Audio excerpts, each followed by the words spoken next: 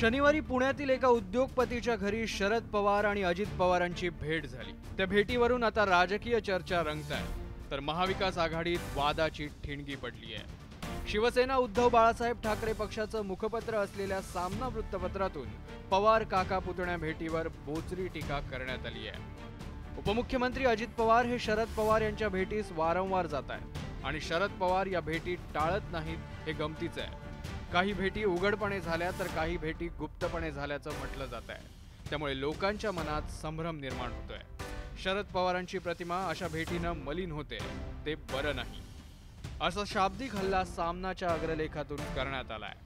परवा जी बैठक झाली दोन नेत्यांमध्ये त्याच्यावरती नक्कीच चर्चा झाली की जे संभ्रमाचं वातावरण महाराष्ट्रात वारंवार निर्माण होत आहे त्याच्यामुळे महाविकास आघाडी जी आहे त्याच्यावरती काय परिणाम होईल याच्यावर नक्की चर्चा झाली। शरद पवार आणि अजित पवारांमधील भेटीमुळे महाविकास आघाडीतील घटक पक्षांच्या मनात शंकेची पाल चुकचुकली आणि त्यामुळेच सामनातून शरद पवारांना खडे बोल सुनावण्यात आले आहेत, तर काँग्रेसनंही या भेटीवर सवाल उपस्थित केलाय।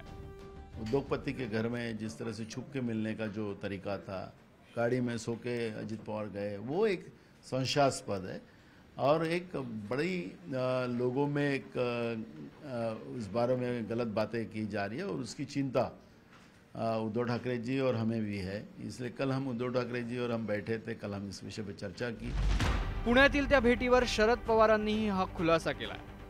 भारतीय जनता पार्टीशी संबंधित जे आहे त्या घटकांशी आमचा कुठल्याही प्रकारचा सहभाग असण्याचं कारण नाही आणि ही भूमिका स्वच्छ झाल्याच्या नंतर संभ्रम झालेला नाही।